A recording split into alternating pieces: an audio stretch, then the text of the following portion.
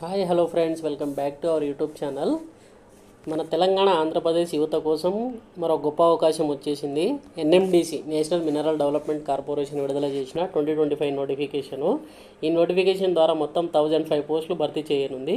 ఈ పోస్టులకు అర్హత ఏమిటంటే 8వ తరగతి నుండి డిప్లొమా వరకు విద్యార్థి ఉన్న అభ్యర్థులు ప్రతి ఒక్కరు అప్లై చేయవచ్చు. ఇందులో టెక్నికల్, నాన్ టెక్నికల్ మరియు ఫీల్డ్ రిలేటెడ్ ఉద్యోగాలు ఉన్నాయి. కేంద్ర ప్రభుత్వ రంగ సంస్థ అయిన ఎన్ఎండిసిలో ఉద్యోగం అంటే మంచి జీతము, భద్రత మరియు భవిష్యత్తుకు స్థిరత కూడా ఉంటుంది. అప్లై చేసుకోండి ప్రతి ఒక్కరు. అవకాశం మాత్రం అస్సలు మిస్ అవ్వకండి.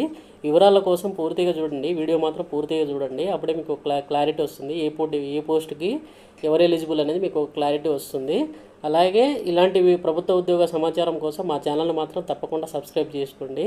అలాగే వీడియోని లైక్ చేసి మీ ఫ్రెండ్స్కి షేర్ చేయండి. ఓకేనా? NMDC limited national mineral development corporation నుంచి నోటిఫికేషన్ నెంబర్ వచ్చేసి 03/2025. ఇది 20 అంటే నిన్ననే రిలీజ్ అయింది. ఇది NMDC limited is Navratna public sector అండి ఇది.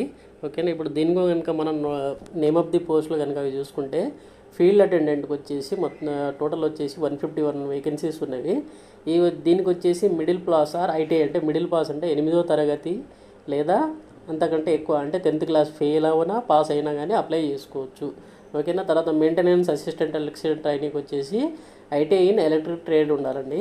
మెయింటెనెన్స్ మెకానికల్ వచ్చేసి ITI in welding, fitter, mechanics, తర్వాత మోటార్ మెకానిక్, తర్వాత డీజిల్ మెకానిక్, ఆటో ఎలక్ట్రీషియన్ వాళ్ళు అప్లై చేసుకోవచ్చు. బ్లాస్టర్కి వచ్చేసి matric or ITI with blaster అనేది ఉండాలి దీనికి. ఓకేనా? ఎలక్ట్రానిక్స్ వచ్చేసి 3 years diploma in electrical engineering with industrial ఉండాలి. తర్వాత ఎలక్ట్రానిక్ టెక్నీషియన్ గ్రేడ్ 3కి వచ్చి 3 years డిప్లొమా అనేది ఉండాలి. ఓకేనా? తర్వాత హెచ్ఈఎం మెకానిక్స్కి వచ్చేసి 3 years డిప్లొమా ఇన్ మెకానికల్ వాళ్ళు అప్లై చేసుకోవచ్చు దీనికి. తర్వాత హెచ్ఈఎం ఆపరేటర్ గ్రేడ్ 3కి వచ్చేసి 3 years డిప్లొమా ఇన్ మెకానికల్ వాళ్ళు అప్లై చేసుకోవచ్చు. ఆటోమొబైల్ ఇంజనీరింగ్ చేసిన వాళ్ళు కూడా అప్లై చేసుకోవచ్చు. MCO grade 3 years diploma in mechanical engineering with valid heavy vehicle driving licence అనేది ఉండాలి దీనికి. తర్వాత QCA grade 3 training BSc chemistry, geology, post qualification experience 1 year in sampling work essential. ఓకేనా? ఇదండి. దీంట్లో వచ్చేసి ఇప్పుడు మనం డీటెయిల్గా చూసుకుంటే బిఐఓఎం వచ్చేసి కిరందుల్ కాంప్లెక్స్లో వచ్చేసి ఈ విధంగా వేకెన్సీస్ ఉన్నాయి. తర్వాత బచేలి కాంప్లెక్స్లో 38 అలా వేకెన్సీస్ ఉన్నాయి. తర్వాత డామినమలై కాంప్లెక్స్లో 27 వేకెన్సీస్ ఉన్నాయి. ఇప్పుడు డీటెయిల్గా కనుక ఈ వీక్ చూసుకుంటే మనకు కిరందుల్ కాంప్లెక్స్లో వచ్చేసి ఈ విధంగా వేకెన్సీస్ ఉన్నాయి. ఫీల్డ్ అటెండెంట్కి వచ్చేసి 86, మెయింటెనెన్స్ 49, అందులో ఇప్పుడు ఐటీఐ సంబంధించిన 49, 86, 7, 37 అలా వేకెన్సీస్ ఉన్నాయి. తర్వాత బచేలి కాంప్లెక్స్లో వచ్చేసి బిఐఓ బచేలి కాంప్లెక్స్లో ఈ విధంగా ఉన్నాయండి. ఫీల్డ్ అటెండెంట్ 38, మెయింటెనెన్స్ అసిస్టెంట్ 56, 182 అలా వేకెన్సీస్ ఉన్నాయి. ఇక రిజర్వేషన్ పరంగా అంటే ఏ కాంప్లెక్స్లో ఎంత వేకెన్సీస్ ఉన్నాయో వాళ్ళు క్లియర్గా చెప్పారు. The number of vacancy indicated above 2.1 and 2.2, 2.3 any very depending upon to requirement reservation of the post of persons with benchmark. PWD వాళ్ళకు కూడా కొన్ని అవకాశాలు ఉన్నాయని చెప్పేసి అంటున్నారు. ఓకేనా? దీని విల్ బి సపరేట్ ఎగ్జామ్ అండి దీనికి. అంటే ఒక్కొక్క దానికి ఒక్కొక్క విధంగా ఎగ్జామ్ ఉంటుంది. కొన్నిటికి ఎంఆర్ఐఎస్ ఉంటుంది, కొన్నిటికి సిబిటీ ఎగ్జామ్ అనేది ఉంటుంది. ఓకేనా? ఇక స్టైపెండ్ పే స్కేల్ కనుక చూసుకుంటే మనకు ఫీల్డ్ అటెండెంట్కి 18,000 అండి. అంటే ఫస్ట్ 12 months వచ్చేసి మీకు స్టైఫెండ్ అండి, స్టైఫెండ్ రూపంలో ఇస్తారు మీకు. ఓకేనా? స్టైఫెండ్ రూపంలో అంటే ఇది ఫస్ట్ ఏం చేస్తారంటే ట్రైనింగ్ పర్పస్ అండి. ట్రైనింగ్ పర్పస్లో వచ్చేసి ఫస్ట్ మీకు 18,000 ఉంటుంది. అంటే ఫస్ట్ 1 year 18,000 ఉంటుంది. తర్వాత 6 months వచ్చేసి 18,500 అనేది ఉంటుంది సాలరీ. ఓకేనా? తర్వాత పే స్కేల్ అంటే రెగ్యులరైజ్ అయిపోతుంది కదా. అంటే ఫస్ట్ మన స్టైఫెండ్లోనే ఉంటాము. అంటే ఒక 1.5 year వచ్చేసి మనం వాళ్ళకి ట్రైనింగ్ పర్పస్ కిందనే ఉంటాం మనం. ఓకేనా? తర్వాత రెగ్యులర్ అయ్యాక అంటే ఆటోమేటిక్గా రెగ్యులర్ చేసుకుంటారు. ఆటోమేటిక్గా రెగ్యులర్ అయిపోయిన తర్వాత మనకి శాలరీ వచ్చేసి 31,000 వరకు వస్తుంది. ఓకేనా? ఇదండి దీనికి సంబంధించింది. ఓకేనా? తర్వాత మెయింటెనెన్స్ అసిస్టెంట్ చూసుకుంటే 18 సేమ్ అండి వీటికి కూడా. ఇక నెక్స్ట్ ఎలక్ట్రానిక్స్, మెకానిక్స్ వాటికి కనుక చూసుకుంటే సేమ్ 19,000, 19,500, 35,000 అలా శాలరీ వస్తుంది. ఏజ్ రిలాక్సేషన్ వచ్చేసి మినిమం ఏజ్ 18, మ్యాక్సిమం వచ్చేసి 30 years అనేది ఉండాలి. కట్ ఆఫ్ ఏజ్ వచ్చేసి 14/6/2025 అంటే June 14 అనేది కట్ ఆఫ్ డేట్గా ఇచ్చారు వాళ్ళు. ఓకేనా? ఇక హౌ టు అప్లై చేసుకోవాలంటే application will be consider in online mode only. Application అనేది ఓన్లీ ఆన్లైన్లో తీసుకుంటాం, ఆఫ్లైన్ అనేది లేదు. ఓకేనా?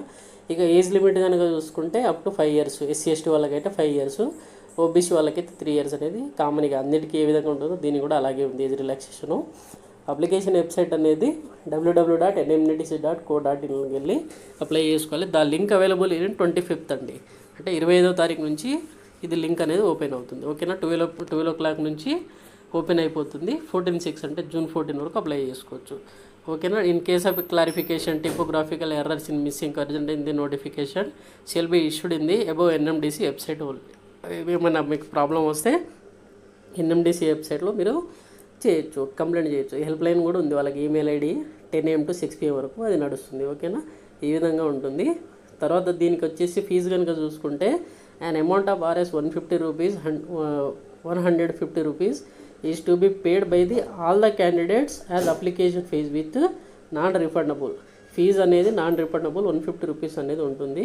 Candidates belong to SC, ST, PW, ex service men categories departmental candidates applying for the post through online or exempted. అంటే వీళ్ళకి వచ్చేసి ఎటువంటి ఎగ్జామ్ ఫీజు అనేది లేదు. ఓకేనా, మిగతా వాళ్ళకి వచ్చేసి 150 రూపీస్ ఫీజు అని చెప్పేసి క్లియర్ అయ్యి చెప్పారు. అది కూడా నాన్ రిఫండబుల్. ఓకేనా, అది కూడా మైండ్లో పెట్టుకోండి మీరు. తర్వాత the candidate shall be issued call letter and their declaration in the online application. మీరు అప్లికేషన్లో ఏదైతే పెట్టారో ఆ డీటెయిల్స్ అనేది మీకు వస్తుంది. ఓకేనా, ఇష్యూ కాల్ లెటర్ అనేది వస్తుంది. ఓకేనా, కాల్ లెటర్లో మీకు వెరిఫికేషన్ లెవెల్ అన్నీ ఏదైతే అప్లికేషన్లో పెట్టారో సేమ్ అదే విధంగా వాళ్ళకి చూపించాలి. ఇక ఎగ్జామినేషన్ ఏ విధంగా కండక్ట్ చేస్తారు, ఫస్ట్ లెవెల్ ఏ విధంగా ఉంటుంది, సెకండ్ లెవెల్ ఏ విధంగా ఉందని చూసుకుంటే మనకి ఫీల్డ్ అటెండెంట్కి వచ్చేసి ఫస్ట్ లెవెల్ OMR బేస్డ్ ఉంటుందండి. తర్వాత ఫిజికల్ టెస్ట్ ఉంటుంది, ఫిజికల్ ఎబిలిటీ సెకండ్ లెవెల్లో. మెయింటెనెన్స్ తర్వాత అసిస్టెంట్ ఎలక్ట్రీషియన్ ట్రైనింగ్ వచ్చేసి CBT మెయింటెనెన్స్. మిగతా అన్నిటికీ కూడా CBT ట్రేడ్ టెస్ట్ అనేది ఉంటుంది. ఓకేనా, ఆ ఒక్కదానికి మాత్రం OMR బేస్డ్, అది కూడా 10th క్లాస్ పాస్ అని చెప్పాను కదా, వాటికి మాత్రమే OMR బేస్డ్ అనేది ఉంటుంది.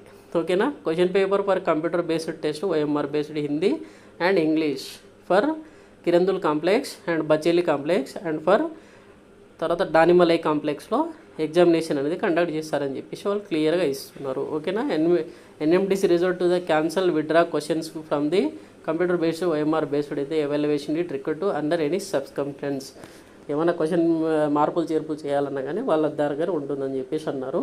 తర్వాత OMR టెస్ట్ కనుక చూసుకుంటే ఫీల్డ్ అటెండెంట్కి వచ్చేసి జనరల్ నాలెడ్జ్ వచ్చేసి 70 మార్క్స్ ఉంటుంది, న్యూమరికల్ అండ్ రీజనింగ్ వచ్చేసి 30 మార్క్స్ ఉంటుంది. అంటే టోటల్గా 100 మార్క్స్ అనేది ఉంటుంది. ఓకేనా, ఇక తర్వాత కనుక మన కంప్యూటర్ బేస్డ్ కనుక వాళ్ళకి కనుక చూసుకుంటే సబ్జెక్ట్ ఆఫ్ నాలెడ్జ్ అంటే ఆ సబ్జెక్ట్ సంబంధించి 30 marks, general knowledge 50 marks, numerical and ability 20 marks, same 100 marks ఉంటుంది. ఇది CBT అండి. ఓకేనా, మినిమం క్వాలిఫై వచ్చేసి SC, ST వాళ్ళకైతే 40, OBC వాళ్ళకైతే 45, అన్రిజర్వ్డ్ EWS వాళ్ళకైతే 50 మార్క్స్ అనేది ఉండాలి. ఓకేనా, ఇక రేషియో ఆఫ్ క్యాండిడేట్ సెకండ్ లెవెల్కి వచ్చేసి మీకు టోటల్గా చూడండి మీరు 1:3 రేషియో. అంటే ఒక పోస్ట్కి ముగ్గురు మాత్రమే సెకండ్ లెవెల్కి క్వాలిఫై అనేది ఎలిజిబుల్ అనేది ఉంటుంది. ఓకేనా, అంటే అంతమందిని మాత్రమే తీసుకుంటారు.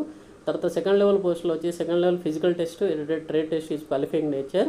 ఇది ఓన్లీ క్వాలిఫైయింగ్ నేచర్ మాత్రమే, దీనికి మార్క్స్ అనేది మీకు మెరిట్ లిస్ట్లో అనేది రాదు. ఓకేనా, ఇది మాత్రం గుర్తుపెట్టుకోండి. కానీ మినిమం మార్క్స్ అయితే రావాలి. అన్రిజర్వ్డ్కి అయితే 40%, OBC వాళ్ళకైతే 37, SC, ST, PWD వాళ్ళకైతే 30% అనేది రావాలి. ఓకేనా, ఇక తర్వాత second level physical ability test అనేది ability field attendant training is mandatory is only qualifying in nature అని ఇది మాత్రం కంపల్సరీ అటెండ్ అవ్వాలని చెప్పేసి వాళ్ళు అంటున్నారు. ఓకేనా, ఇదండి దీనికి సంబంధించిన డీటెయిల్స్.